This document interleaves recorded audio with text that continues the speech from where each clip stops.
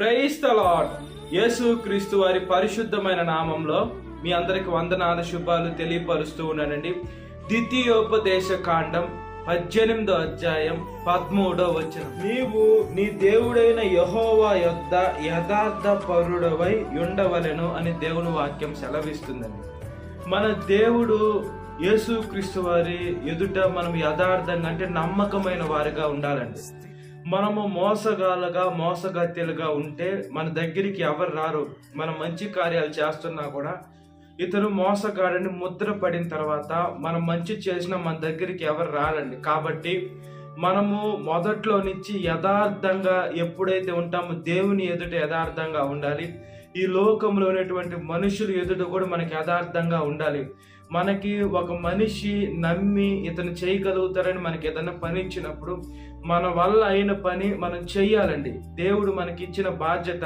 దేవుడు కొన్నిసార్లు అలాంటి పరీక్షలు కూడా పెడతాడు. ఇతను యథార్థంగా ఉంటాడా, మధ్యలో వెళ్ళిపోతాడా, లేదా ఇతను మనసు మోసం లాగుందా, ఇతని మనసు ఈ లోకంలో ఉన్నటువంటి వాటికి ఆశించి మోసం చేస్తున్నాడని దేవుని పరీక్ష ఉంటుంది. మనుషుల పరీక్ష కూడా ఉంటుంది. కొన్ని మనకి ఇస్తారు, ఇతను నిలబెట్టుకుంటాడా లేదని చూస్తారు. మనం ఎప్పుడైతే ఆ చిన్న దాంట్లో మనము పడిపోతాము, మోసం చేస్తామో దేవుని ఆశీర్వాదాలు కోల్పోతాం. ఈ లోకంలో మనుషులు ఇచ్చే ప్రమోషన్లు కూడా కోల్పోతామండి. కాబట్టి మనము దేవుని బిడ్డలుగా యథార్థంగా ఉండాలి. ఈ లోకంలో దేవుని శిష్యులను పిలువబడేటువంటి బిడ్డలు ఎంత యథార్థంగా ఉన్నారో, వాళ్ళు ఎంత నమ్మకంగా ఉన్నారో మనం చూస్తూ మోషే గారిని చూసుకోవచ్చు. అని యథార్థంగా అంటే ముందు ఎర్ర సముద్రం వెనకాల ఫరో సైన్యం ఉన్నా కూడా యథార్థంగా ఈ మనసులో ఏ కపటం లేకుండా దేవుడిని అడిగాడు. దేవుడు ఎర్ర సముద్రం పాయలు చేసి ఆరిన నేల మీద ఇశ్రాయేలుని నడిపించారండి. అదేవిధంగా యెహోషువ గారి కాలంలో చూసుకున్నప్పుడు ఆ సూర్యుని చంద్రుని అలాగే ఆపివేశారండి. దేవుడు యథార్థంగా మన మనసులు చూసి మనకి పని జరిగిస్తారు. మనం కొన్నిసార్లు ఉంటాం, మన మనసులో కపటం పెట్టుకుంటాం, మచ్చరం పెట్టుకుంటాం, ఇతరుల మీద ద్వేషము అవన్నీ పెట్టుకొని మనకెందుకు అవి జరగలేదు ఇవి జరగలేదంటే జరగవండి. మన మనసులో ఇతరుల మీద మనం కోపం పెట్టుకున్నాం, ద్వేషం పెట్టుకున్నాం, ఇతరులు మన గురించి మనం చెడ్డగా అనుకుంటున్నాం. కాబట్టి మనము మన మనసులో ఏది అనుకుంటామో అదే జరుగుద్దండి. కాబట్టి మనకి మంచి కార్యాలు జరగాలంటే జరగవు.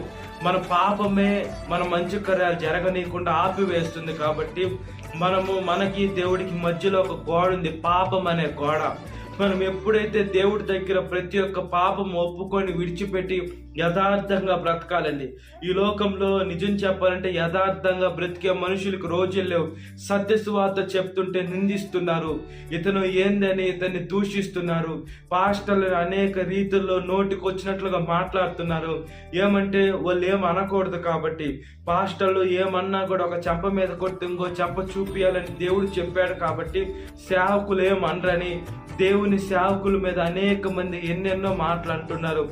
కొంతమంది అయితే చంపేస్తున్నారు కూడా. ఇవన్నీ జరిగినా కూడా ఎప్పుడైతే మనం యథార్థంగా ఉంటామో దేవుడు చూసుకుంటాడండి. ఈ లోకంలో ప్రతి ఒక్క దానికి దేవుడు చూస్తున్నాడు. పైన తీర్పు అనేది ఉంటుంది. మంచి కార్యాలకు తీర్పు ఉంటుంది. మంచి దానికి జీతం ఎలా ఉంటుందో చెడ్డదానికి కూడా దేవుడు ఖచ్చితంగా జీతం ఇస్తాడు. దేవుడు న్యాయం కలిగిన దేవుడు. మంచిదానికి జీతం ఇచ్చి చెడ్డదానికి ఆపడు. మంచిదానికి చెడ్డదానికి దేవుడి దగ్గర జీతాలు ఉన్నాయి. మనం ఈ లోకంలో ఏమి విత్తుతున్నాం అనేది చాలా అవసరం. మనం ప్రార్థన విత్తితే ప్రార్థన కోస్తాం. మనం ఈ లోకంలో అబద్ధాలు విత్తితే అబద్ధాలు కోస్తాం. మనం దేవుని వాక్యం విత్తితే దేవుని వాక్యాన్ని కోస్తాం. అదేవిధంగా ఈ లోకంలో బూతులు విత్తితే బూతులే కోస్తాం. కాబట్టి ఇతరుల్ని మోసం చేయాలనేటువంటి ఆలోచన మన మైండ్లోకి రాకూడదండి. ఏమంటే ఆలోచన మన మైండ్లోకి వచ్చి మనం మోసం చేస్తే మనల్ని ఎంతమంది మోసం చేస్తారు. మనం ఏది విత్తితే అది కోస్తాం. కాబట్టి దేవుని బిడ్డలుగా యథార్థంగా బ్రతకాలి. ఇతను దేవుని బిడ్డ, ఇతను నమ్మేది యేసు క్రీస్తు వారిని.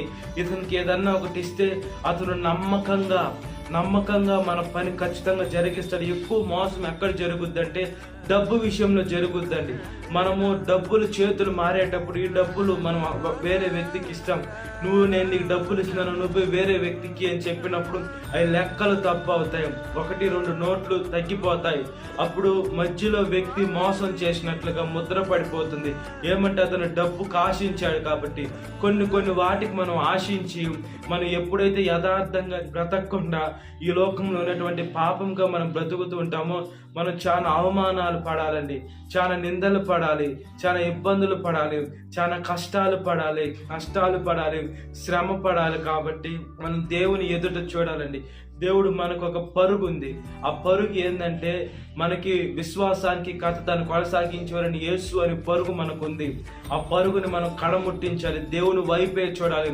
ఈ లోకంలో ఎటువైపు చూసినా మనం పడిపోతాం. కాబట్టి దేవుని బిడ్డలుగా బ్రతుకుతూ ఆయన వాక్యానుసారంగా జీవిస్తుంటే దేవుడు మనల్ని ఆశీర్వదిస్తాడు, దీవిస్తాడు, మంచి జీవితాన్ని ఇచ్చి మనల్ని తీర్చిదిద్దుతాడు. కాబట్టి దేవుని ఆత్మను మనం పొందుకున్నట్లుగా ప్రార్థన.